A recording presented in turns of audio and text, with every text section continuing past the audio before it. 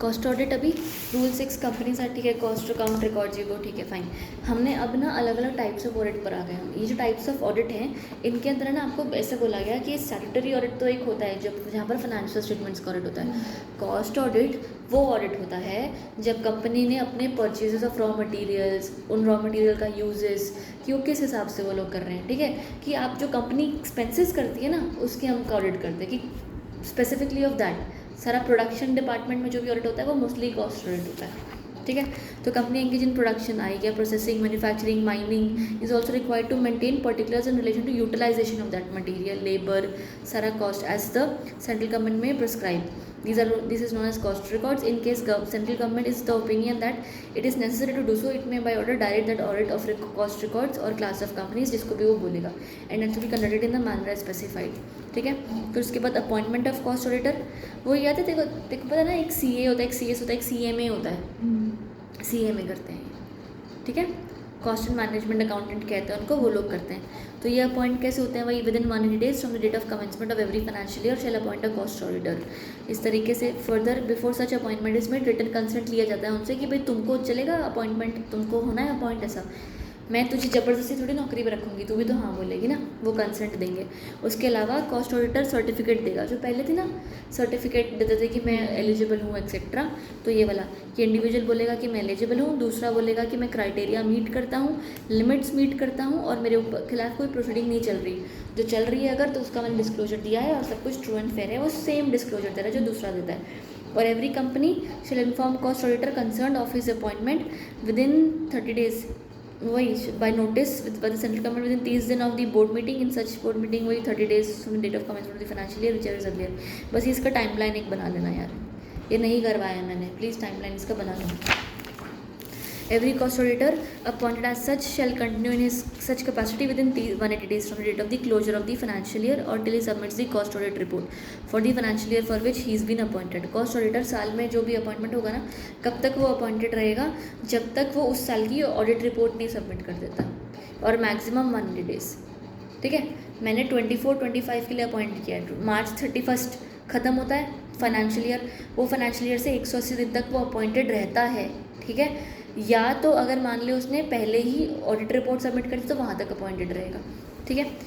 बाकी उसको 180 दिन के अंदर अंदर रिपोर्ट सबमिट करनी है, वो नीचे भी लिखा है। Every auditor who conducts audit shall submit his cost audit report in any form, sorry if any in form CRA 3 कितने दिन में, within a period of 180 days from date of the financial year, ठीक है, ये हो गया। फिर every company cover under these rules shall within a period of 30 days from date of receipt of the copy of the audit report furnish to the government such report with full information and explanation of every reservation in form CRA 4, ठीक है। इसका मतलब क्या हुआ, जो अगर मान ले कॉस्ट ऑडिटर ने रिपोर्ट बनाई, उसमें उसने बोली खराब चीज़ें लिखी कि भाई ये कंपनी ऐसा कर रही है, गलत कर रही है, जो वो एडवर्स वाले रिमार्क्स होंगे, बैड रिमार्क्स होंगे, उसको मैं एक्सप्लेन करके सब रिपोर्ट इकट्ठी करके किसको दूंगी, सेंट्रल गवर्नमेंट को, ठीक है। उसके बाद C पॉइंट कट कर दे, शाबाश। रिमूवल होगा, वही प्रॉपर प्रोविजंस है, may be remove from the after giving opportunity of being heard further CRA 2 जो is required to be filed, अगर आपको उसको कर रहे हो तो रिमूव नहीं for intimating appointment of another cost auditor, ठीक है, कि मैं नया अपॉइंट करें, however shall not prejudice the rights of the auditor, बाकी ठीक है, ये पैराग्राफ मार्क कर लेना, रिमूवल। फिर तेरा अप्रूवल तो जान दे, रेम्यूनरेशन वाला डब्बा भी रीड मार्क कर ले। फिर आजा सेक्रेटरी ऑडिट कौन करता है, CS, ठीक है, लॉज कंप्लायंसेस ऑडिट। इसके ऊपर एक शॉर्ट नोट सा भी आ सकता है कि व्हाट इज सेक्रेटरी ऑडिट, ठीक है, तो वो भी मार्क कर लेना। सेक्रेटरी ऑडिट क्या होता है, कंप्लायंस ऑडिट, कि देखते हैं कि कंपनी सारे रूल्स रेगुलेशन सब कुछ फॉलो कर रही है कि नहीं कर रही है, प्रॉपर कॉर्पोरेट गवर्नेंस हो रहा है कि नहीं हो रहा है, सारे रूल्स टाइमली फॉलो हो रहे हैं, टाइमली के साथ साथ प्रोसेस के साथ फॉलो हो रहे हैं कि नहीं हो रहे हैं, ठीक है। और जैसे ऑडिट रिपोर्ट बनती है ना, सेक्रेटरी ऑडिट जो बनाता है वो पूरा एक अपनी रिपोर्ट बनाएगा, सेक्रेटरियल ऑडिट की रिपोर्ट, वो सेक्रेटरियल ऑडिट की रिपोर्ट बोर्ड्स रिपोर्ट के साथ अटैच होके जाती है, ठीक है, 3rd पैराग्राफ में लिखी है चीज़, हो गया। चलो, लीगल फ्रेमवर्क, किस किस कंपनी को सेक्रेटरियल ऑडिटर ज़रूरी है, CS की ज़रूरत है, सारे listed companies, public company 50 crore का paid up share capital, turnover 250 और बोरिंग 100, ठीक है, वो एवरी कंपनी का है, एवरी प्राइवेट पब्लिक लिस्टेड सब। Required to annex to the board's report, हाँ बोर्ड्स रिपोर्ट में एनेक्स होता है किस फॉर्म में, MR3 के फॉर्म में, ठीक है। Applicability of secretary audit report to a private company which is a subsidiary of the public company, तो उसको भी एप्लीकेबल होते हैं, ठीक है। क्यों, याद है ना, सब्सिडरी है, अगर वो उसकी होल्डिंग पब्लिक है तो प्राइवेट जो सब्सिडरी है वो डीम्ड पब्लिक मानी जाती है, तो उस पर भी सारे एप्लीकेशंस आ जाएंगे, ठीक। फिर secretary audit under SEBI regulations, SEBI regulations के हिसाब से भी सेक्रेटरी ऑडिट किया जाता है, जिसको तुम्हें ना रहने दो, एक सिर्फ 2 पॉइंट्स मार्क कर लो ये वाले कि भाई सबको करना पड़ता है सेक्रेटरियल ऑडिट। सेक्रेटरियल ऑडिट क्या है, कंप्लायंस का ऑडिट। जो लिस्टेड कंपनी है उसको कंपनीज एक्ट तो फॉलो करना है, बाकी के लॉस जो थोड़े बहुत जो होंगे और होंगे, पर उसके अलावा लिस्टेड कंपनी को एक और रूल्स फॉलो करने पड़ते हैं जो सेबी के रूल्स होते हैं, क्योंकि आप लिस्टेड हो ना तो securities exchange board of India के भी रूल्स फॉलो करोगे, तो जो सेक्रेटरियल ऑडिटर होगा वो ये भी चेक करेगा क्या आप सेबी के रूल्स फॉलो कर रहे हो, बस इतनी सी बात, ठीक है। ये दोनों पॉइंट्स मार्क कर ले। और ये वाला ना 2 पैराग्राफ छोड़ के एक 3rd पैराग्राफ है कि जो आप सेक्रेटरियल कंप्लायंस रिपोर्ट बनाओगे ना कि आपने, हाँ मिल गया, कि जो आप सेक्रेटरियल कंप्लायंस रिपोर्ट बनाओगे कि सेबी के रूल्स फॉलो किए कि नहीं किए, इसकी रिपोर्ट स्टॉक एक्सचेंज को देनी होती है, कितने दिन में, from the end of the financial year, ठीक है। फिर एनुअल सेक्रेटरियल ऑडिट रिपोर्ट बनती है MR3 में दिया हुआ है, फिर बाकी एनुअल सेक्रेटरियल कंप्लायंस रिपोर्ट भी बनता है, दोनों चीज़ें बनती हैं और वो सबमिट होती हैं। अगला पैराग्राफ 204 सेक्शन लिखा है, the companies which are not covered under section 204 of the act, यानी कि जिनको ये कंप्लायंस नहीं करना है, सेक्रेटरियल ऑडिट नहीं करवाना है, may also obtain secretarial audit report voluntarily, अगर उनका मन है तो, ठीक है।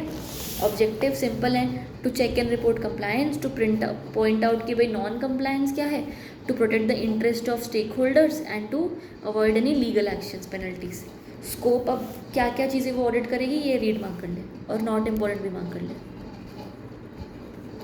सेक्रेटरियल ऑडिटर है ना, वो क्या करेगा, लॉज चेक करेगा, तो लॉज तो हर तरीके के हो सकते हैं, तो उन्होंने बस रेल बना दिया भी क्या क्या लॉज हैं, कंपनीज एक्ट के अंदर ये वाले लॉज हैं, अदर मेजर लॉज हैं, और अदर लॉज हैं, फदर लॉज हैं, सारे लॉज।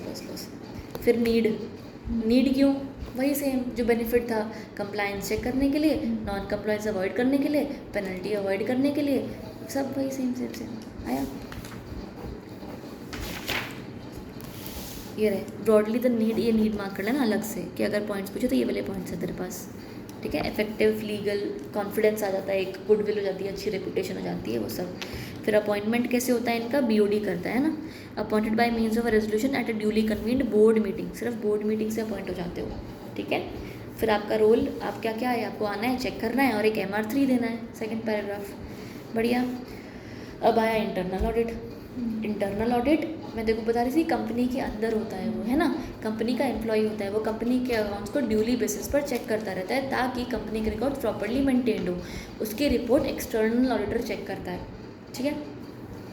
इंटरनल ऑडिट किस किस कंपनी को जरूरी है, सारे लिस्टेड कंपनीज को, और अगर अनलिस्टेड पब्लिक कंपनी है तो 4 दिए हुए हैं, paid up share capital 50, turnover 200, outstanding loan 100 और आउटस्टैंडिंग डिपॉजिट 25।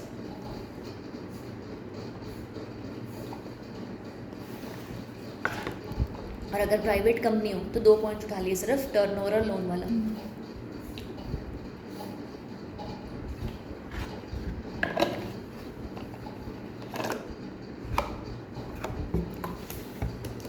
बाकी कंपनी के अंदर इंटरनल ऑडिट करना कैसे, वो कंपनी की खुद की मर्जी होती है, तो कंपनी की audit committee along with the internal auditor मिलके एक प्लान बनाते हैं कि कैसे करेंगे इसका इंटरनल ऑडिट ताकि प्रॉपर्ली हो जाए, ठीक है।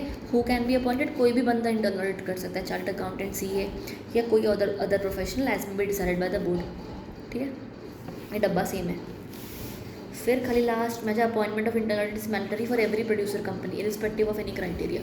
प्रोड्यूसर कंपनी में तो ज़बरदस्ती अपॉइंट करना पड़ेगा। और 6 मंथ्स वाला क्या है, छोड़ दे, ये वो है, ख़त्म हो गया जाता, क्या बात है, मेरे को लगा और आगे आएगा उसके रूल्स को, चल तो सरप्राइज़ ही मिल गया मुझे। ये 6 मंथ्स वो था कि अगर मान ले कंपनी अभी भी एग्जिस्टिंग ही है तो फिर एग्जिस्टिंग कंपनी का क्या मतलब होता है, रूल आया उससे पहले कंपनी थी, तो बोला कि रूल आने के 6 महीने में अंदर अंदर आप कर लो कंप्लाई,